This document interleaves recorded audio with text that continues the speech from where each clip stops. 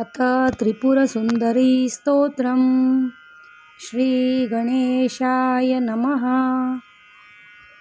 कदम्बवनचारिणीं मुनिकदम्बकादम्बिनीं नितम्बजितभूधरां सुरनितम्बिनी सेवितां नवाम्बुरहलोचनाम् अभिनवाबुधश्यामलां त्रिलोचनकुटुम्बिनी त्रिपुरसुन्दरीमाश्रये।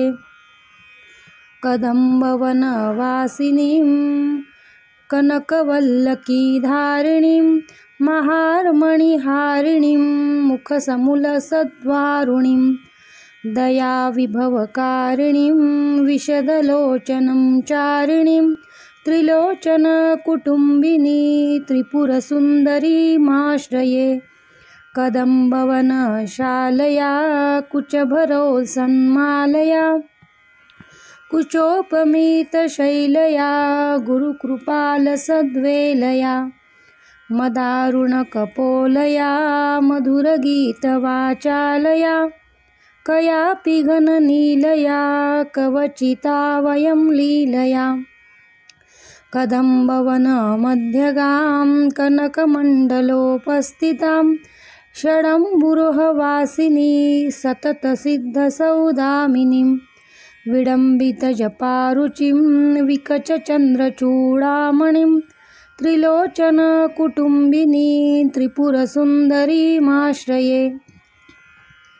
कुचाञ्चितविपञ्चिका कुटिलकुन्तलालङ्कृता कुशेषशयनिवासिनी कुटिलचित्तविद्वेषिणीं मदारुणविलोचनां मनसि जारिसम्मोहिनीं मतङ्गमुनिकन्यकां मधुरभाषिणीमाश्रये। स्मरेत्प्रथमपुष्पिणीं रुधिरबिन्दुनीलाम्बरां गृहीतमधुपात्रिकां मधुविगृह्णनेत्राञ्चलां घनस्तनभरोन्नता गलितचूलिकां श्यामलां त्रिलोचनकुटुम्बिनी त्रिपुरसुन्दरीमाश्रये।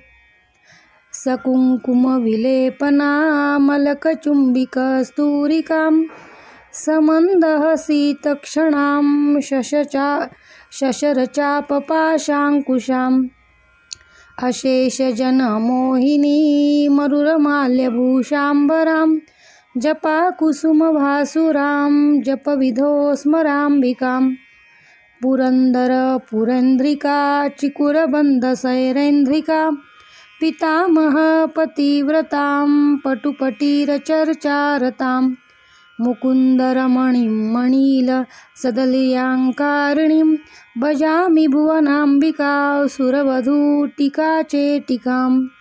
इति श्रीमत्परमहंसपरिव्राजकाचार्य श्रीमत्शङ्कराचार्यविरचितं त्रिपुरसुन्दरी स्तोत्रम्। त्रिपुरसुन्दरी मातार्पणमस्तु। जय श्रीराम।